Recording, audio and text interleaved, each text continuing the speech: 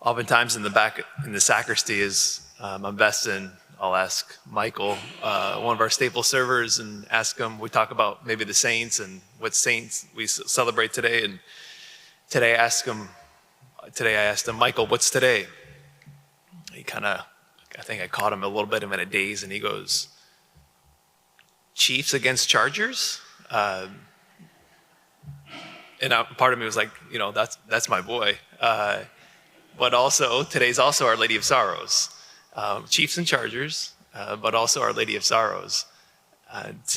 Yesterday was the exaltation of the cross, and what follows the cross, or what comes with the cross, is sorrow. And so the day following the exaltation of the cross is Our Lady of Sorrows. And I found myself this morning praying with two images. And the first image is an image probably some of us have seen. It's the seven sorrows and the seven swords that are piercing through Mary's heart. And, this is from Luke's gospel that we just heard, chapter 2 of Simeon's prophecy telling Mary, and you yourself a sword will pierce. And, of course, the image of swords piercing one's heart, there's violence there. But as I was praying with that image, is just the reality that there's also a violence to sorrow. There's a violence to it. There's a depth of pain that comes that we know with sorrow. And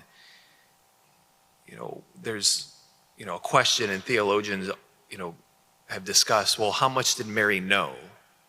How much did she know that even in the midst of the seven sorrows, how much did she know that like the resurrection was going to come? She knew it was going to happen. And there's discussion on that and debate about that. But I think it's St. Bernard who says, like, to that question, it's like, yeah, so what? Like, even if she did know, it doesn't take away the sorrow that she must have felt and experienced.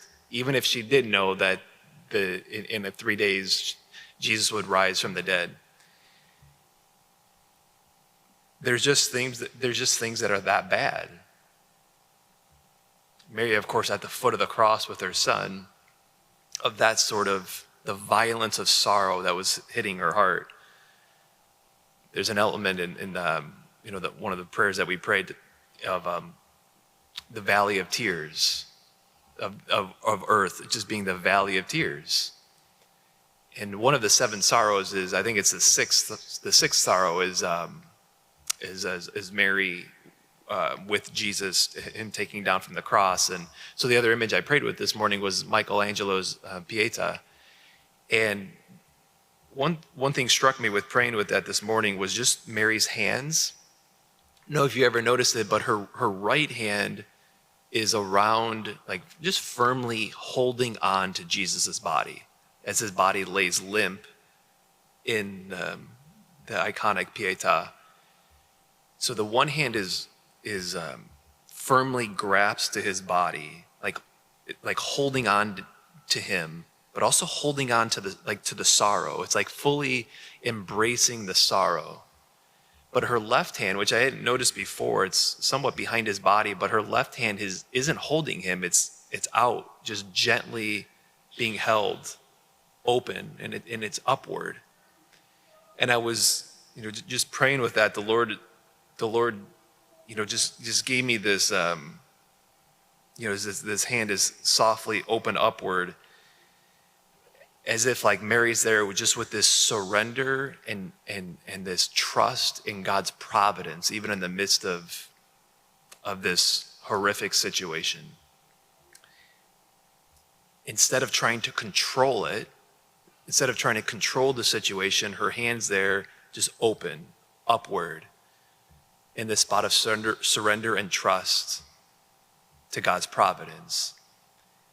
And her face in the Pietà isn't a face of worry, because it is the case even, so think of, Mary, of course, her sorrow is as a result of the pain and the sorrow that she feels for her son. And is it not the case that most of the sorrow that we feel is connected with those that we love the most, whether a child or grandchild or a sibling who especially is wayward, maybe with like spiritually. But her face is not a face of worry in the Pietà, because I think it's because she has that disposition with her left hand of this trust in God's providence.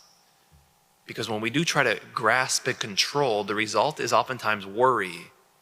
We're trying to take it and claim it and control it.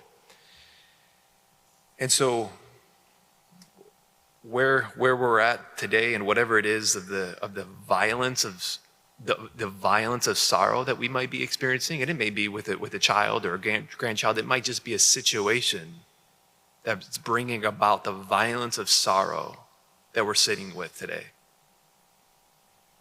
Let's have that disposition of Mary as she's at the foot of the cross, as she's holding there's the dead body of her son with one hand, like holding on to him, not fleeing from the sorrow, but just there.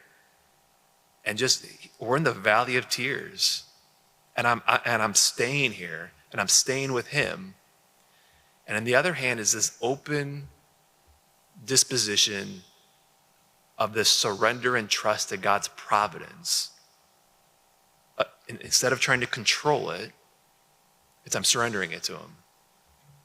In that surrender, and so let us today ask the Blessed Mother's intercession as we turn to her today with Our Lady of Sorrows.